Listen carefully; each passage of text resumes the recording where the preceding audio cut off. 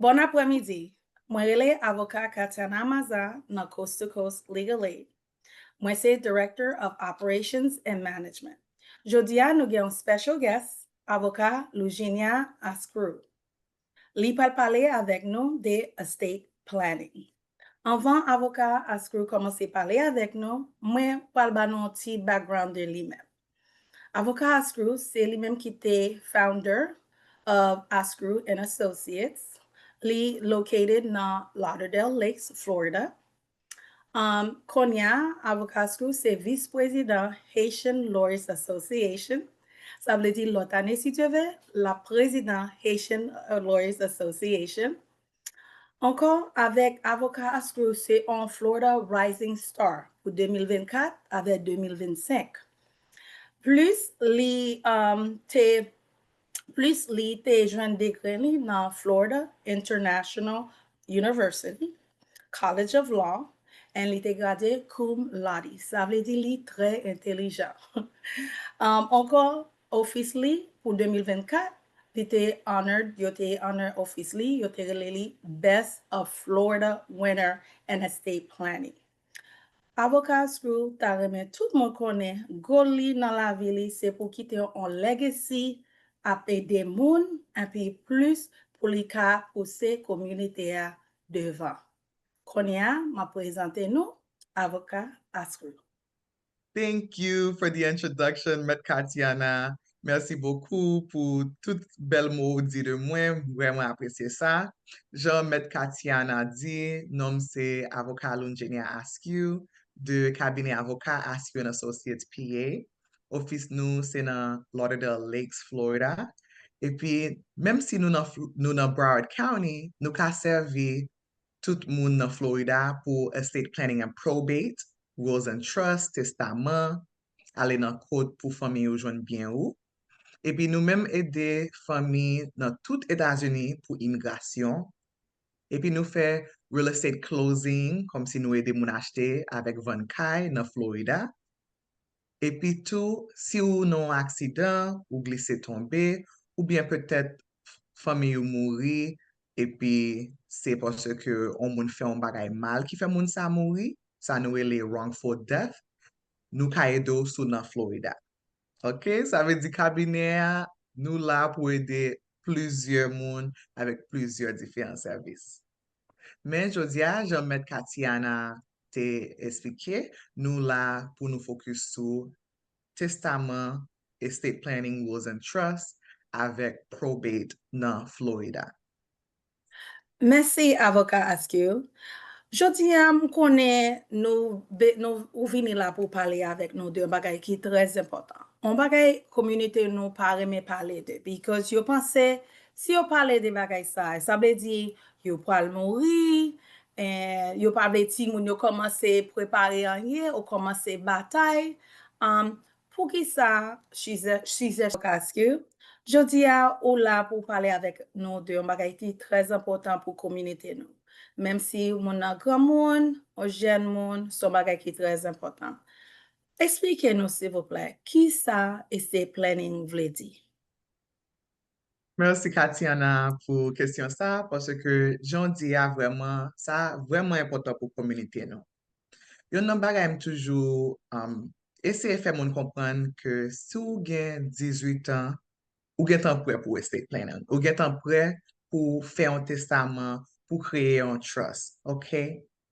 Pour quelle raison ça tellement important, c'est que nous connaissons qui date nous fait, mais pas gen ken moun qui gen garanti qui date y a quitté terre. Mais ça nous connaît pour sûr, pour certain, tout le monde a une date y a quitté terre, OK? Ça veut dire, les nous gen famille nous, peut-être nous gen ti moun, peut-être nous gen bien, et puis le map dit bien, pas comme si faut nous penser que faut nous tendre nous millionnaires. Non, m'a parlé de bien, ti kane bank nous gen, kaila, ti kondo a, machine nan, tout ça c'est bien. Vous comprenez? Même rad qui sont nous, que nous mettons chaque jour, ça c'est bien yo ye. Ça veut dire presque tout le monde qui gagne au moins 18 ans gagne bien. OK? Pour qui ça est important? Nous voulons que vous préparez non seulement tête tout, non seulement famille ou pour si gon bail qui rivo. Bon, me partage une petite histoire qui est un petit genre personnel à moi-même, mais me connais ça nous relève un reality check pour moun comprendre genre situation sérieux. J'ai un proche ami qui année passée malheureusement t'est mouru. Ça c'était une situation qui était vraiment subie, pas de bien quel monde qui t'a anticipé ça. C'était un monde qui était jeune, en bonne santé. Une semaine avant, il vient gen 33 ans. Ça veut dire un monde jeune, 32 ans, et qui était deux petits moun petits. C'est subitement, ça nous relève brain aneurysm qui t'est passé. Ça veut dire que ça, il est juste tombé et puis il pas levé encore. Et pour ça, c'était planning vraiment important. En réalité, il était quitté bien, il était un job gouvernement, il était gain ça nous les retirement account. Même pour ti moun yo joindre comme ça yo, c'est dans côte nous obligé à aller pour nous faire procéder les probate. Est-ce que nous comprenons situation, j'aime expliquer nous hein? Ça veut dire et puis j'aime dire nous ça un monde proche moi que me te connais pour plus que 10 ans. Ça veut dire c'est pas juste une histoire m'a ba non. Ça veut dire n'importe qui l'âge nous y a, nous pas gain garantie qu'il est le a privé pour nous quitter. Ça veut dire préparation est toujours important. Nous connaissons situation difficile, les nous tendez, avocat parle avec nous sérieux pour ça, mais c'est parce que moi trop expérience, ti moun piti, kap souffri, ou bien même famille, même si ti moun nan gen tan grand, y a souffri parce que non seulement y a souffri parce que parents mouri, ça veut dire émotionnellement, yo stressé, et puis qu'on y a souffri parce que qu'on y a faut aller dans côte pour yo vendre kaila, faut aller dans côte pour yo gen accès à banque, maman, papa, même pour yo ta joindre corps pour mettre famille nan enterré, payer pour funérailles, son bataille. Ça veut dire, c'est pour ça, c'est tellement important pour nous préparer documents ça yo pendant nous bien en tête, pendant nous vivants, pour nous sécure future famille nous. Je m'expliquer à nous gain plusieurs services que nous offrons, inclut testament, inclut ça nous les trust, nous même gagnons power of attorney, m'kwe en créole yo les sa mandat, même pas fonctionnant, ça veut dire si créole là pas trop bon, pas fâché avec, mais en anglais yo le power of attorney.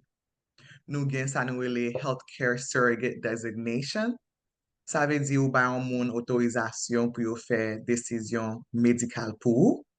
Et puis nous gagnons document qui est les medical directive.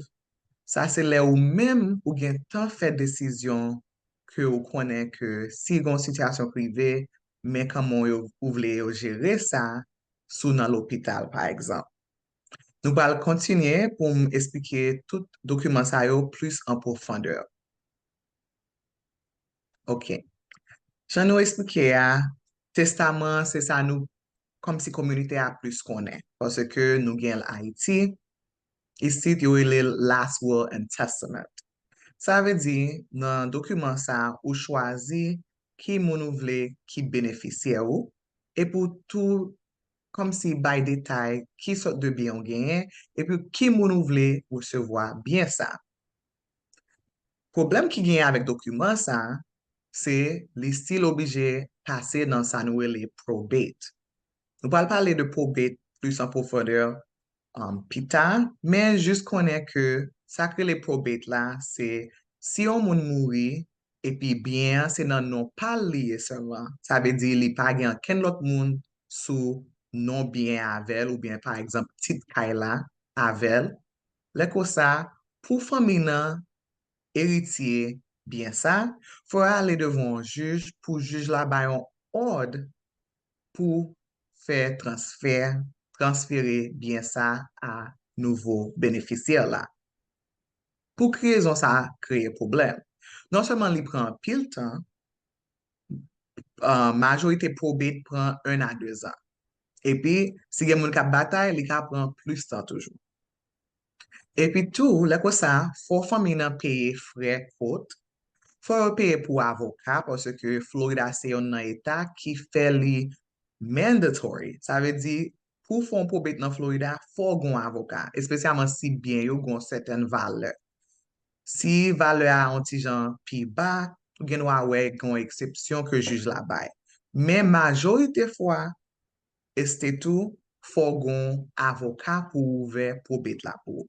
Ça veut dire frère court, frère avocat, lè ko ça, faut faire ça nou les publication pour faire comme si moun ki gen doit gen on claim sous estate là, peut-être ou gon on sorte de dette, on sorte de bill ou pas de payer avant mourir. Faut nous faire ça nous les notice of creditors. Là ko ça faut nous payer on newspaper pour nous faire creditors connaître que mais estate ouvert tout ça c'est frais. Et puis connaît à tout creditors yo connaît que yo ka vin fon claim. Ça veut dire, si gen kob nan estate la, yo vini pour yo pran kob la avant bénéficiaire ou jwen bien sa yo. Et krediteur sa yo gen priorité. Ça veut dire, avant bénéficiaire ou, même ka héritier ou, faut yo paye bill sa yo si yo fait procès anormal, nan probate, etc. Toujours gen exception, par exemple, dans Floride, nous gen ça qui est les homestead. Ça veut dire, dépendamment de qui sort de bien ou gagné, si c'est seulement ka ou tap vive là-dedans, que nous a gagné un gens pour famille nan faire en détermination de homestead, les ko ça ou protéger de certains creditors. Ça veut dire, gen quelques moun, même si te doué yo, même si son bill yo pas ka vin prend bien dans mes famille nan. Mais, j'aime dire, toujours une exception. So, il est recommandé pour toujours consulter un avocat si ou dans situation ou besoin ouvert probate. OK? Ça, c'est testament avec gens les affectés féminins, spécialement si ou besoin aller dans probate. Probate, c'est une sorte de procès fait tout le temps. Même qu'on y a quelques probate que même si c'est pas même un pile bien, il y a prend temps en compte. Et puis, une partie de quelques probate tout, que gagne plusieurs biens, gagne plusieurs bénéficiaires, et puis moun a bataille. Parce que nous dans une situation, ou bien moun n'a pas fait un testament même, ou bien moun n'a fait un testament, et puis moun yo still a bataille. Ça veut dire, ou imaginez. L'autre document qui est un vraiment bon document et qui aide des familles à éviter probate, ça veut dire nous pas même besoin d'aller devant le juge, c'est ça qui est les revocable trust. J'aime comprendre li Haïti pas gen document ça et puis tout moi-même pas gen licence Haïti mais comme servi communauté haïtienne en pile me toujours demander des questions et puis tout sous gen bien Haïti nous travaille avec avocat qui gen licence Haïti qui ka aider nous faire estate plan nan pour ni pour bien ici ni pour bien Haïti. Nous voulons que nous juste connaissons ça parce que pas jamais connaît qui moun qui va entendre émission ça. Revocable trust là, j'aime expliquer nous, ou pas besoin d'aller dans probate. Ça nous est un document qui aide que famille nan traiter ça en privé. OK? Pendant là, avec nous, ou créer document ça, ou mettez presque toute information ou tap mettez dans le testament, ou mettez qui bien ou gain, ou mettez qui moun ou vle, qui bénéficiaire ou, et puis ou connaît que, ou sélectionner ça nous est un successor trustee. Qui ça trustee a ye? C'est juste un monde qui gen droit à ça nous est manage bien yo. Les ko ça yo en charge pour yo contrôler comment yo distribuer bien yo après ou aller ou même. Mais moun sa gen responsabilité tout. Il pas qu'à juste faire n'importe ça veut faire. Faut suivre instruction yo parce que la loi dit si li pas suivre instruction yo, bénéficiaire yo ka menel nan kote. Ça veut dire pas besoin inquiéter que ou pas mettre l'autre monde en charge et puis yo même yo pas faire ça yo vle. Yo pas gen droit faire ça. Faut yo suivre instruction qui te pour yo dans document ça nous les trust là. Trust là tout ka mette plusieurs biens là-dedans. Ou ka changer type kaila ou mette kaila dans trust. Ou ka changer type machine nan ou mette machine nan dans trust. Ou ka changer type banque ou mette carnet banque nan dans trust. Il y a plusieurs biens ou ka mette dans trust là. Moi, m'expliquer trust là, c'est comme si on valise. Et puis, lò valise, même si son on monsieur yé, gen book bag, vous comprenez? Ça veut dire c'est pas seulement valise pour fille. Lò valise, ou ka mette plusieurs bagay là-dedans. Ou ka mette téléphone, ou ka mette clé, ou ka mette ça nous les wallet tout. Ça veut dire boussou. C'est quoi ça trust là? Trust là, lui-même pour compte li son valise, mais faut mettre bien là-dedans. Sinon, la prête vide. Ça veut dire, faut faire ça nous les funding of the trust. Et puis tout, sou jenon bon avocat trust and estate, m souwete se mwen rele, mais sou jenon lot moun pou whatever the reason, n'importe raison, ou vle asyo que yo bon instruction comment ka utiliser trust la, parce que nous même dans office pa nous toujours bay client yo instruction sa yo. Mais ça ou ka fait, mais ça ou ka mette, mais comment pour faire, etc. Et puis nous ka même assister yo, faire quelques changements. Par exemple, nous assister client yo kreye un nouveau deed pour yo changer tit kay la. Parce que, j'aime te dit nous dans commencement, real estate, c'est un service nous bay dans office là. OK? Un autre document encore qui est vraiment important, c'est Durable Power of Attorney. Et spécialement pour affaires de finances. OK? Yon nan bagay ke an pil moun pa fin konen, se Durable Power of Attorney, se pendant vivant document sa ka aktive. Ça veut dire, l'on mouri, Durable Power of Attorney a mouri avant. OK?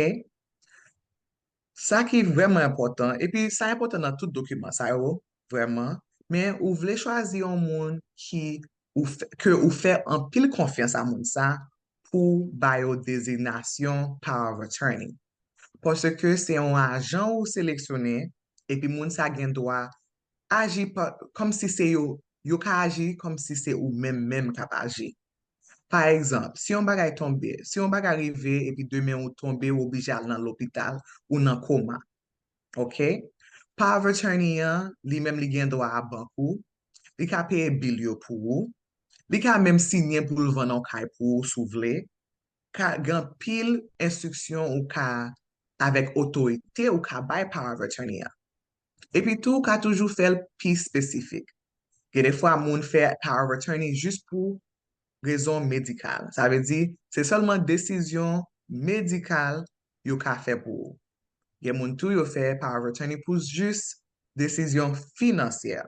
Ça veut dire, c'est seulement affaire de cabinet bankou, paye bilou, moun sa ka jere pour. Et puis, gen des fois, tout moun nan fait en général. Gen des fois, moun même fait spécifique à un cas. Par exemple, sou vle moun nan gen doit vendre un seul cas parce ou gen plusieurs cas, ou ka même fait instruction yo spécifique pour ça, nan document power of attorney an.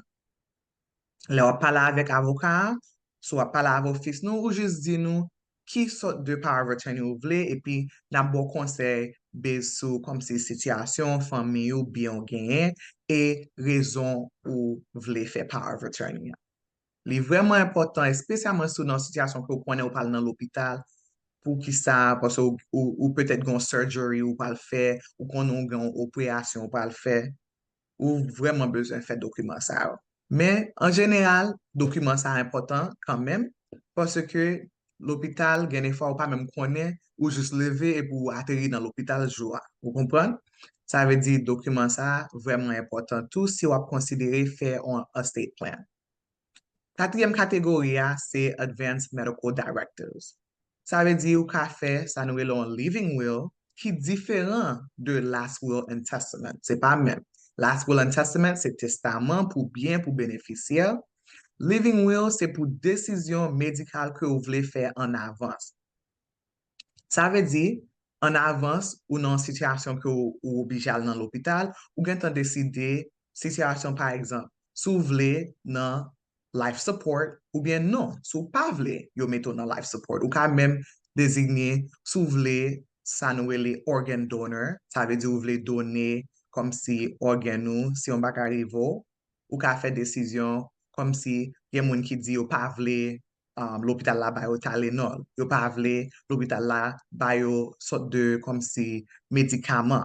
Ou quand même mettez ça dans le document living will là. Ou fait décision avant d'arriver parce que si on va arriver, famille ou connaît, et puis l'hôpital la connaît, qui décision si ou même ou te ka parler ou t'a fait.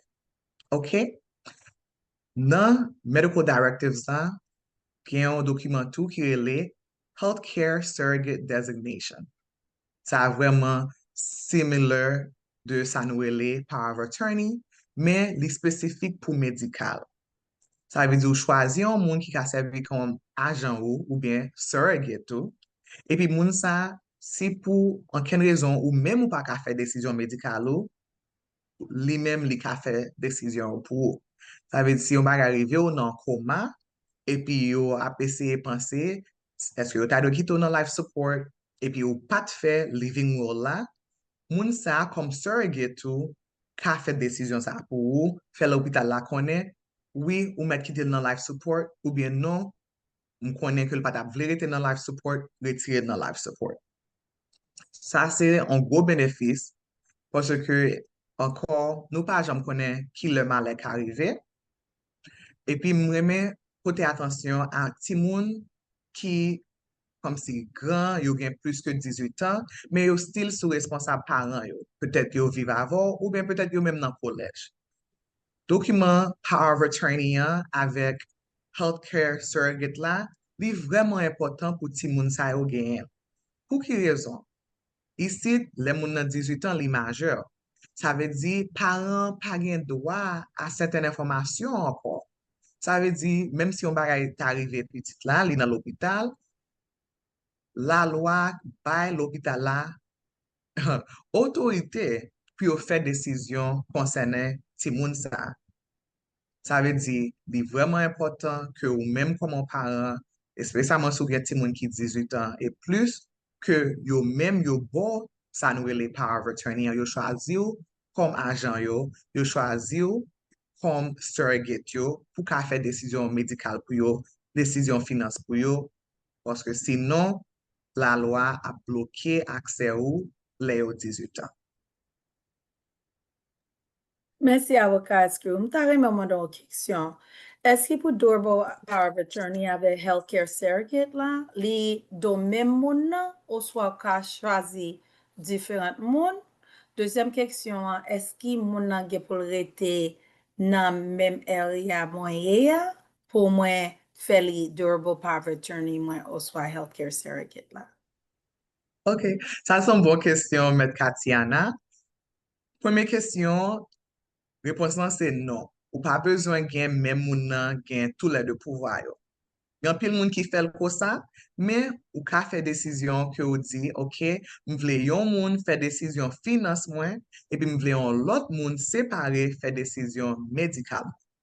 Ou même ka sélectionner plus que yon moun, peut-être ou ka sélectionner 3 moun par exemple, ou bien ou ka sélectionner yon moun, et puis si on va arriver moun sa pas disponible, gon l'autre moun en deuxième qui ka fait décision, ça nous les alternative agent ou bien alternative surrogate, si pas pour aucune raison, premier moun nan pas disponible. Pour ça me dit si n'a pas choisi plus que yon moun, que m'ta recommandé au moins 3 moun, parce que majorité fois, je plus recommander un seul. OK? Bon, juste voulais ça clair. Un seul monde pour ne pas vle moun à bataille. Mais, si vous avez raison ou tu voulez plus qu'un seul monde faire décision yo pour vous, utilisez 3 moun parce que si vous avez 2 moun et puis vous pas d'accord, on y a un problème. Au moins, si vous avez 3 moun, vous pouvez toujours faire que majorité a c'est décision ça qui contrôle. OK? Vous avez réponse santé claire. Deuxième partie, c'est normalement pour document ça yo, li préféré que vous choisi un monde qui dans même état avant.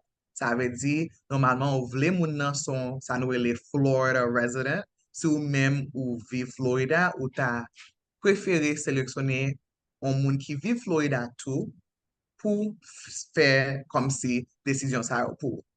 Gen fois me comprendre que famille gen doit habiter dans l'autre état que ou même, mais problème qui gen si yo dans l'autre état, est-ce que cap rive à temps, problème comme si obligé voyager pour yo venir joindre nous, tout sa yo gen kom si restriksyon la dan, sa ve di prefere ke moun nan habite nan men eta ou mwen avon, si nan men zon nan pi bien, men ou pa avle moun nan tro loin parce que gen an kestyon de combien de temps le pral prend pour le rive. Sou nan l'hôpital yo besoin faire décision bien vite, tout ça yo c'est problème ou vle éviter.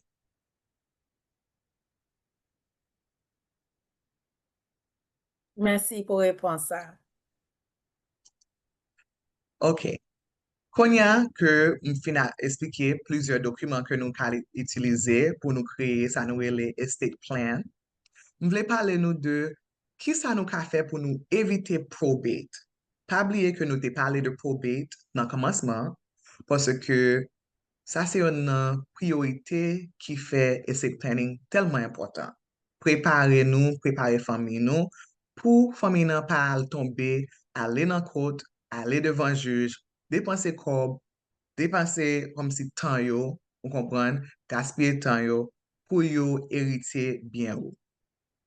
Ça veut dire, ça nous parle parler de l'IA, c'est quelque façon que même jodi ya, ou ka préparer bien ou, préparer famille ou, pour yo éviter probate le arriver.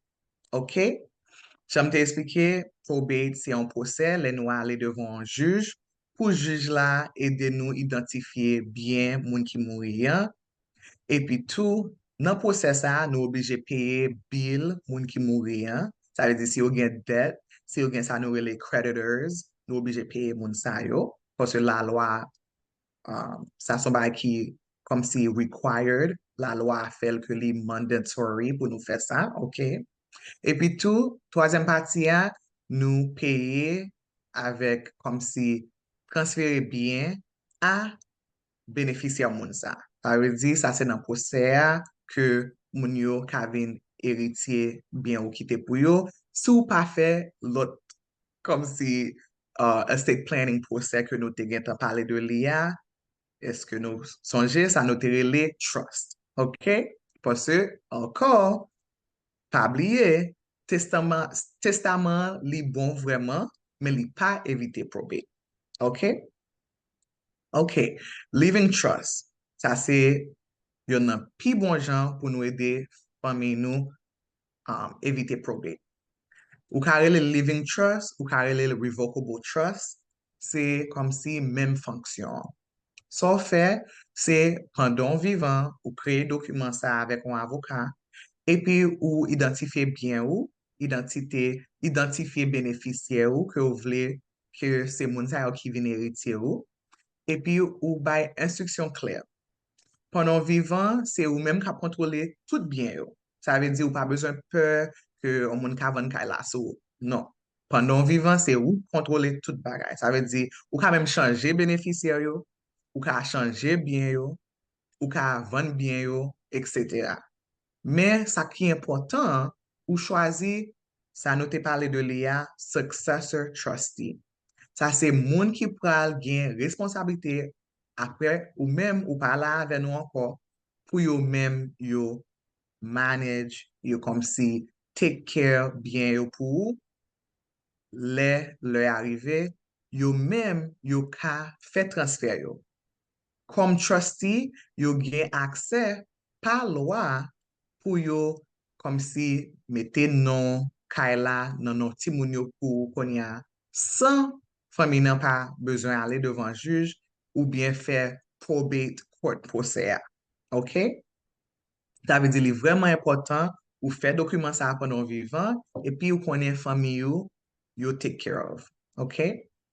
On l'autre option qui vraiment peut-être plus vite parce que des fois ou ka juste à le faire pour compte tout. Par exemple, ça c'est les joint ownership. OK? Mais on nous parle clair parce que ou ka gen joint ownership non banque, OK? Ça veut dire ou juste aller ou même avec peut-être petit ou bien ou même avec mari ou aller non banque ou dire nous voulons ouvrir une banque ensemble. Ça c'est ça nous les joint ownership, OK? Tout le monde gen droit 100% partagé. OK? Ça veut dire moun ouvert en banque là avec yo même tout, yo ka utiliser bank nan, ou même tout, ou ka utiliser bank nan. Même concept ça, ou ka utiliser le pour un kay. Ça, c'est joint tenants with rights of survivorship. OK? Lè ko sa, ou al joun un avocat, et pour changer tit kay la, sou pat gen tan fel ko sa, par exemple, peut-être ou te achete kay la avec petit ou, mais on pas désigné titre là comme joint tenant with rights of survivorship.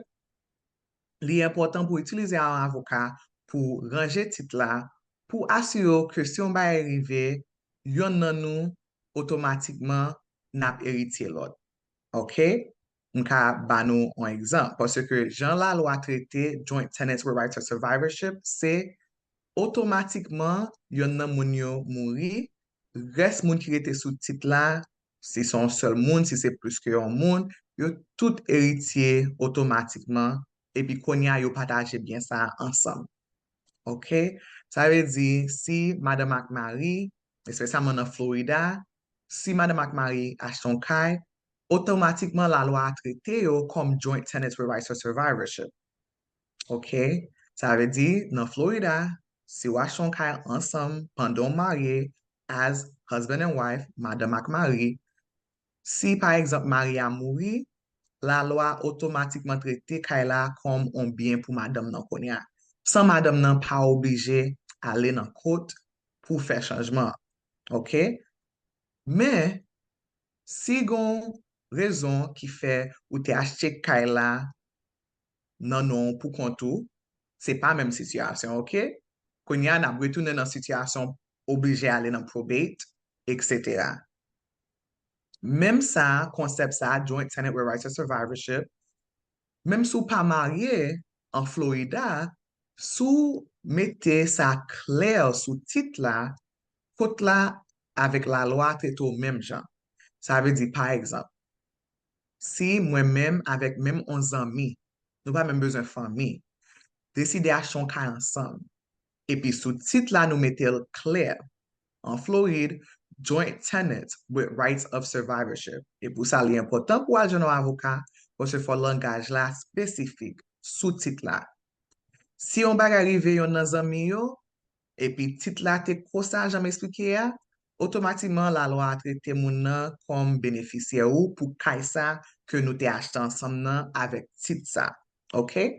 Ça veut dire li yon vraiment bon en bon genre pour éviter probate et puis li vraiment vite parce que li pas prend tout procès trust la prend et puis li kon un pi bon marché tout que fait trust là. OK? L'autre genre que moun kon gen sa nou ele joint ownership, c'est sa nou ele tenancy by the entirety. Ça c'est ça m'ta parlé de Lia comme Madame McMary. OK? Ko sa la loi ye en Floride, ça nous est les homestead law qui protège Madame McMary. Ça veut dire si Madame McMary achète ensemble as husband and wife, ça veut dire yo mettez que c'est Madame McMary yo ye sous titre là, même si yo pas mettez langage joint tenant with rights of survivorship nan, la loi a traité yo même genre. OK? Ça veut dire automatiquement, ça on pas besoin aller dans court, Kayla vin pour madame ou bien mari qui rete après yon nan yo mouri.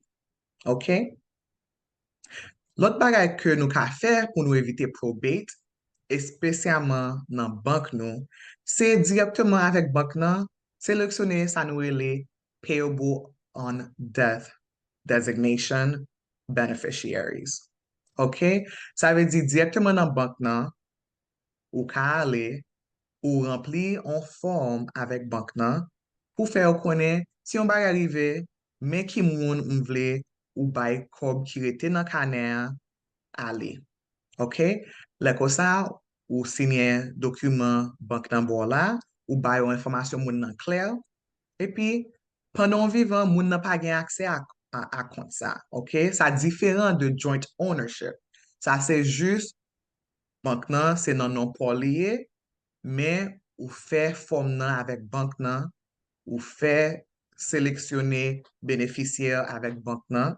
Là que ça moun nan, là le arrivé, la parler dans banque nan, la montrer identifier que lui même c'est moun lié à, ça veut dire ID ou bien passeport.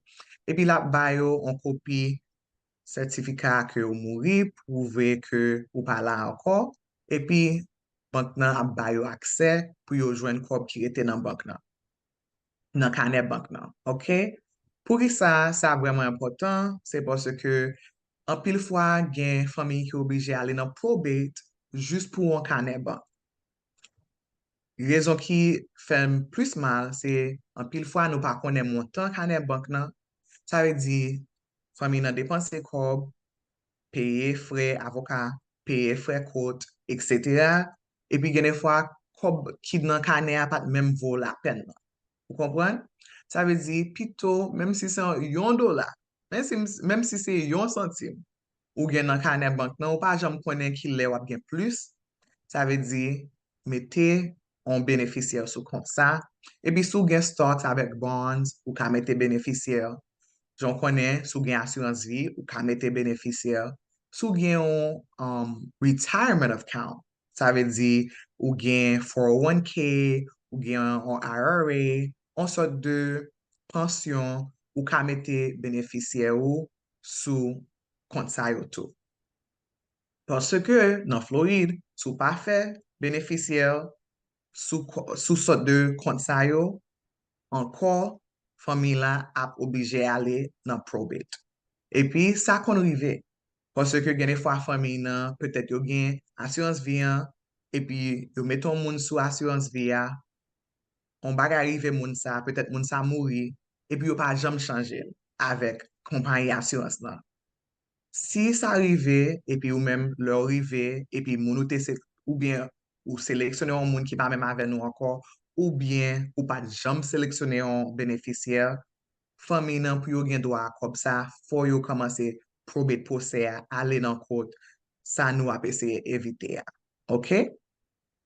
L'autre bagay que en Florida qui est vraiment bon, c'est une sorte de transfer on death deed.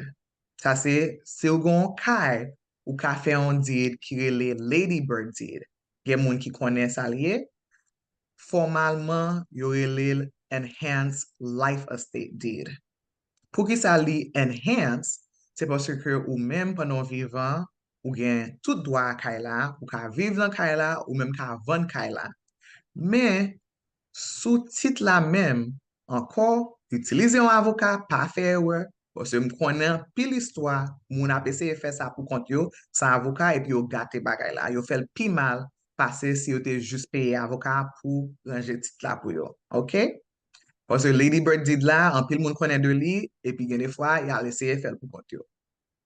Mais, comment le travail, c'est ou même pendant ou vivant, ou c'est mettre Kaila, ou gen contrôle Kaila, ou ka vivre dans Kaila, ou ka vendre Kaila, etc. Mais, sous titre Kaila, ou sélectionner bénéficiaire. Ou dit directement dans titre là, mais qui moun, si on bag arrive, vle recevoir Kaisa. Ka mette plusieurs moun, normalement, moi-même comme avocat, les ma bay consultation à client, toujours comme si tendez famille nan, tendez comment situation y est dans famille nan, avant de une recommandation. Parce que c'est pas tout le temps que mettez plusieurs moun sous titre là, on bon idée. OK? Il y a des fois, ils ont bonne idée, mais pas tout le temps. Et puis, même si nous mettez plusieurs moun sous titre là, préférez que nous fassions, j'en ai parlé avant, joint tenants with rights of survivorship pour éviter certains problèmes. Comme émission ça, nous ne pouvons pas vraiment entrer dans toute situation spécifique parce qu'on connaît toute famille différente. Nous recommandons nous relais office PAM, relais office en avocat estate and probate, parler de information ça yo avec, bayo information de famille ou, bayo information de bien ou, et puis y a bayo ou même pi bon conseil pour éviter probate et puis préparer estate plan ou. Avocat, merci pour l'importante information. Ça, j'ai une autre question pour vous. Tant de parler de joint tenancy with right of survivorship. Ça qui arrive, je connais des fois dans la communauté, nous, dans l'autre communauté, tout, une fille et un garçon, ils ensemble, ils ont 20 ans ensemble. Ils ont acheté Kayla ensemble, mais ils ne sont pas mariés. Ils ont convenu mourir. epi lot la rete nan kay la, mais yo gen ti moun ki gran, kon ya ti moun gran ka vin di, ok, maman nou mouri, ou papa nou mouri, nou vle fè an tel bagay avek ala. Ki kalite conseil ou ta bay moun sa, ou soit eski yo même yo gen droit moun na ki stil rete nan kay la apre partner li, menaj li, girlfriend li, boyfriend la fin mouri? OK. Merci, Maître Katiana. Ça sont vraiment bonnes questions. Non Floride, nous pas gen sa nou ele common law marriage. Ça veut dire nous pas gen une situation que la loi traite yo légalement comme mariage. Madame sou pas marié légalement. OK? Ça veut dire si c'est juste ménage ou partenaire ou que pas jamais marié avec et puis nous achetons kay ensemble, mais ça peut arriver. Et spécialement si nous pas mette dans titre là mot spécial yo, joint tenants with rights of survivorship, OK? Si nous pas mette mot spécial ça yo, comment la loi a traité titre ça en Florida, c'est ça nous les tenants in common. OK? Ouais, sous information ma bay, m'pa même parler de titre ça yo, parce que titre ça yo aller dans ça nous les probate. Ça veut dire, si gon situation, moun yo te achete kay ensemble, yo pat marié, yo gen majorité fwa tit kom tenants in common, ki sa veut dire, yon moun gen 50%, yon lot moun gen 50%. Ça veut dire, ti moun nan ki mouri an, yo gen droit à 50% ça. OK? Parce que, jan la loi ye, sou pa gen kom si instruction claire nan will, nan trust, etc. La loi a toujours bay priorité à bénéficiaire ou yo, et puis famille ou pititou, ça c'est yon nan catégorie. Ça veut dire, nan situation Met Katiana bay la, oui, famille nan ka vin konya vin jwen partner ki rete ya pou di, nou konen papa nou, bien maman nou te gen 50% intérêt nan kay sa, nou menm kom pitit, nou vin pran 50% pa nou. Sa kwa arrive, si moun nan pa d'akor, yo gen wap fè sa nou ele partition action. Sa ve di ale nan court, di probate, oui, sa se yon nan pati, pwese moun nan mouri avek non sou tit la toujou. L'autre partie a c'est partition parce qu'on a son real estate dispute. Ça veut dire gen bataille sous kay la. Pour qu'on y a juge là, a obligé ba nou an ordre pour faire nous comme si van kay sa et puis séparer kob qui rentre après kay la van. Ça veut dire nous fait situation vraiment compliquée pour ti moun yo le c'est comme ça nous traiter kay la parce que non seulement qu'on y a faut y aller dans probate, qu'on y a si gen discussion, faut yo même aller dans real estate lawsuit pour yo faire partition action. OK? M'pa recommander ça, vraiment m'pa recommander ça. Merci. Moi-même, tout moi, ouais, un pile monde qui vient dans l'office nous pour ça, because yo jwenn on let, ou soit yo jwenn un dossier qui sorti dans court là qui dit yo besoin sorti, ou yo en partition action parce que ti moun yo vle pou vendre kay la pour yo ka mette yo dehors, pour yo ka vendre kay la pour yo split proceeds yo. So, merci pour réponse ça. L'autre bagay la mta reme wando nan slide sa, c'est de sa ki rive. So, si famille la deside, ok, yo pa gen l'argent pour yal pou un avocat, pour yal nan probate, ki sa ki rive property sa? Ki sa ki rive bank account sa? Si yo pa gen payable upon death la? Ki sa ki rive kay la si se nan sel moun li teye? Men famille la di, ti moun yo di mpa gen l'argent, mbaka pou un avocat. Ki sa ki rive asset sa? OK. Gen plusieurs situations que moi, spécialement parce que me fait probate, me fait real estate, me fait l'autre domaine. Yon, par exemple, si gon kay ki rete, an nou di gen mortgage. OK? Kon ya, pa gen moun ki ka gen kom si akse avan kay la parce que non yo pa sou tit. Ou kompran? Mortgage la kon ya, faut continuer payer chaque mois. Et si famille n'a pas même gen kob pou yo payer mortgage la. Kon ya nou mette tèt nou nan situation que compagnie pral comme si foreclose sou kay la. E yo gen dwa a sa, ou kompran? E pi sa kon fè mal lan, pil fwa, kay yo vo an pil l'ajan. Sa ve di, si fami nan ven kay sa, yap fè benefis mèm apre yo paye mortgage la. E pi kompany bank sa yo konen sa tou. Ok?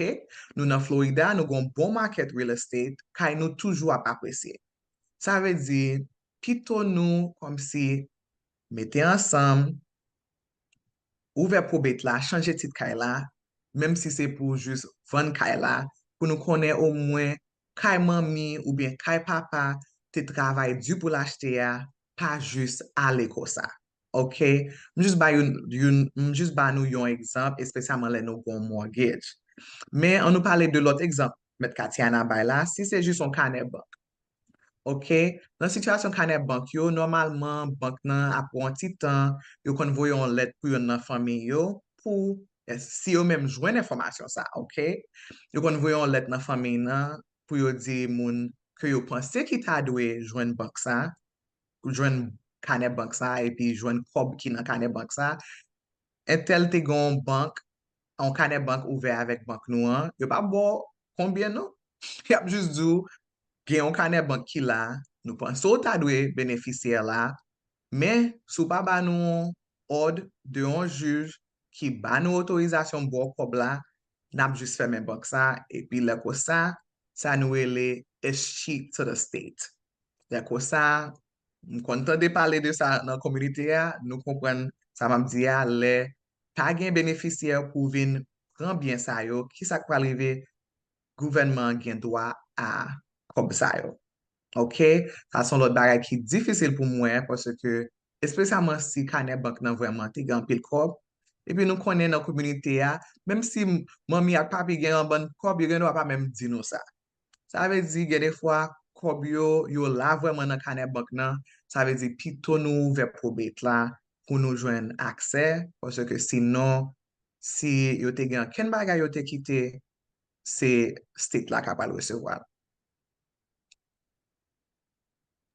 Mwen bien kontan ou explike sa by komunite because an pil tan mwen wè sa tou because nou konen si tou pou le paran nou komanse gen laj, yo reme kenbe ti sekre yo pa vle di ti moun yo tout bagay konbe l'ajan yo gen, men moun de bon diyo pa non bagay rive, kankou jan te diya on heart attack, on bagay ki rive imediatman ou pa gen tan pou dir kote yo ken l'ajan ye, epi moun gen de fwa moun yo kon gen plizye bank, se pa an sel bank lan selman. So, den yo pa kon kote informasyon an ye, ben, so li important pou, paran yo ave chita ave timon yo. Den nou di timon yo pa timon piti, kako timon ki 18 an ou plus, pou explike tout bagay, kote tout bagay yo. Alwe an avoka, le avoka askou, al apretman vel pale ave bagay yo, pou nou konen, ok, kote tout bagay yo pou nou ka planifiye. So, mersi pou informasyon sa. Because la yo kon vin wè nou ofis nou, se apre tout bagay finale, ou konbe tan pase, 5 an pase. Oh, maman, papa mte gen sa, yo te gen ka, yo te gen sesi, bank lan vole li bagay sa yo, se apre ou dekouvri, yo pat fè oken probate, yo pat fè anyen, yo pat talwon avoka kankou men pou fè estate planning pou yo ka planifiye tout bagay le yo te vin mouri. Oui, mersi, Met Katiana. Ou gon bon eksplikasyon bay, oui, pwese ke gen de fwa gen pluzye kane bank. Gen de fwa se le moun nan mouri, petet si yo menm gen bank statement kap din jwen yo la kay la, se le sa wakone, sa yo te gen. Men gen de fwa tou nan kom si moun nou ye ya, an pil fwa statement nan se nan email moun nan yale, yo pa menm vin la kay la vwèman pou wel let la, pou menm konen ke yo te gen tel bank, ou kompran, sa ve di, pito nou komunike avèk ti moun yo, ba yo informasyon yo, ke yo ka, kom si gen akse a informasyon sa, le arrive. Mersi, trez apote. Oui, oswa gen moun ki kon yo gen moun ki dwe yo l'ajan, yo kon prete moun l'ajan, kon gen 20,000 $. So li trez important pou konen kote l'ajan de yo pou fe avokal konen pou son bagay veti moun yo ka konen tou. So, mersi. So, map ki to ale nan next slide la? Ok, pa yon problem. Ok. Mersi, Met Katiana. Yon ekzamp reme pataje ak moun, parce que gen de fwa yo pense, mwen men, ki sa m bezwen entre nan estate planning, men m vle fè nou kompran ki e wè moun yo fè le yo pa prepare tet yo pa prepare fami nan, au mwen prepare testaman au mwen, ok?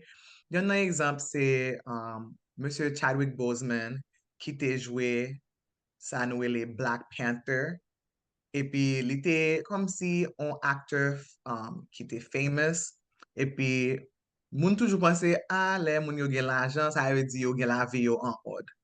Pa nesesèrman. Yon nan bagay ki vreman interesan nan histwa sa, se Monsieur Chadwick te gen tan konel malade. Epi menm si sa, li pat planifiye.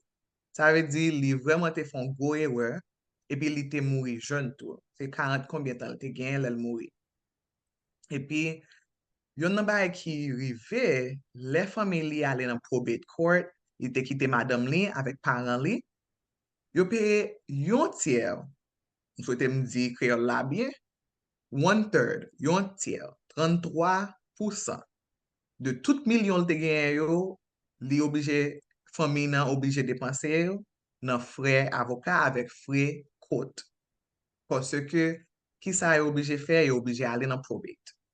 Li pat gen testaman, sa ve di yo oblige kite, se la lwa ki kontrole, jan estate li pase. Ou kompren, sa ve di, koman bien yo distribye, ki moun ki aljwen bien yo, ki det, ki bil ki oblige peye, tout sa se la lwa ki te oblige determinel, parce ke li pat mette an ken instruksyon.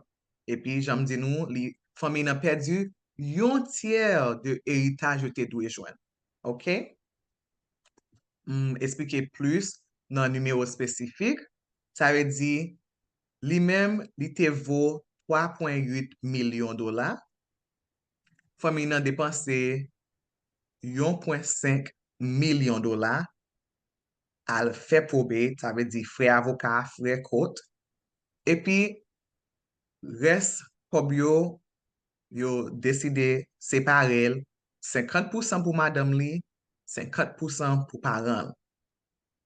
Estate sa pat nan Florida.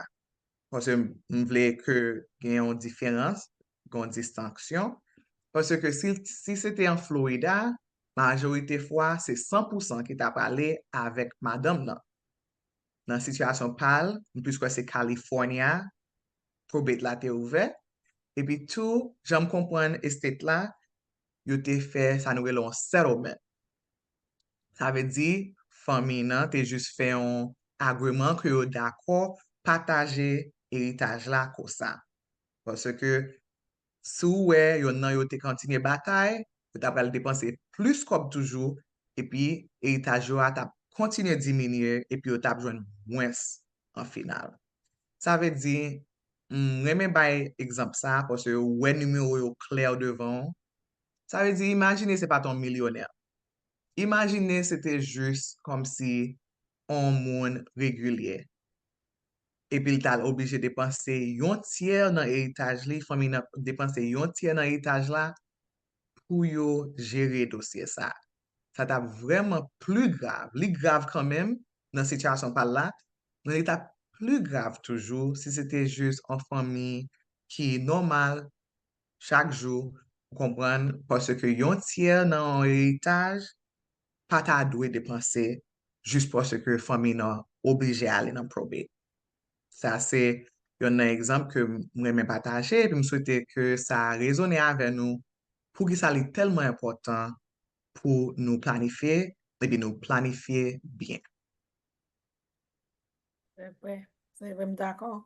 M chanje le prince, chante prince te mouri, se men bagay la, li pat gen dosye estate planning, so se tout fwe li avek seli ki te involve nan bagay probate la, pou yo tal nan tribunal. So mwen d'akor li trez important pou gen, kakou moun yo kon di yo mette kayou nan lod, avan ou mouri. Gen pou mette kayou nan lod pou pa, bezwen perdi tan lan kote, pou pa bezwen ti moun yo ap batay, tet chaje, ou gen bil ki bezwen peye, men tout an ou pa jwen l'ordre là nan order nan men kote là, pas gen rien qu'à payer, so li très important pour mettre caillou dans l'ordre pendant on vivant. Exactement, exactement. OK, en final, je juste voulais partager plus d'informations de compagnie. Encore, nous dans Lauderdale Lakes, Broward County, Florida. Mais nous ka aider dans toute Florida pour estate planning and probate, ça veut dire testament, trust. Nous ka aider dans toute Florida pour real estate avec ça nous les personal injury, si vous faites un accident, glisser, tomber, ou bien on moun dans la famille ou peut-être mourir parce que l'autre moun te négligent. Dans toute Florida, nous ka aider avec kasa yo, acheter, vendre kay. Et puis, si vous voulez service immigration, nous ka aider dans tout États-Unis, ça veut dire tout 50 États yo. Même si nous dans Lauderdale Lakes, nous gain participation dans toute Florida avec tout États-Unis pour immigration. OK? Ça c'est un review que je voulais lire pour nous tendre comme si gen bagay que M. Katiana te dit de moi-même avec de cabinet dans le commencement émission, mais il est toujours bon pour tendre comme si dans bouche client qui te utilisé service nous. Et puis m'appelle ça en anglais, OK? Ça veut dire client, ça veut dire I contacted Lungenia Askew concerning will and trust to be written. The service was outstanding from the beginning until the paperwork was signed. Since this was a trust with foreign trustees, I had many questions and all were answered, which made me feel at ease. I totally recommend Askew and Associates for legal matters. I was very well represented and would certainly retain services again if needed. Dans situation ça, il était vraiment une bonne idée que client ça te prend avocat, te prend cabinet pam nan, parce que il était besoin de monde qui non seulement comprend estate and probate, il était besoin de monde qui comprend affaire de immigration tout. OK? Il était fait un trust, mais il était bien Florida, mais lui-même c'est Canadien lié. Ça veut dire il était venu joindre nous dans un cabinet qui ka comprendre tout comme si complication qui partie de estate plan liya pour te make sure que moun qui t'a fait estate nan pour li te comprendre toutes différentes lois qui ka affecté estate liya le arrivé. Ça veut dire qu'il était vraiment content avec service là et puis il te quitté nous. Ça nous les 5-star Google review. Ça veut dire si nous allons chercher cabinet, n'a poué moussa yo avec nos clients qui te review ça pour nous. En final tout, oh, sorry. Go ahead, Katiana. Non, m'dap di ça, c'est un great review. OK, merci, merci.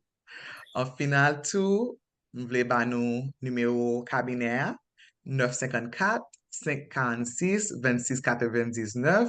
Encore 954 546 26 99.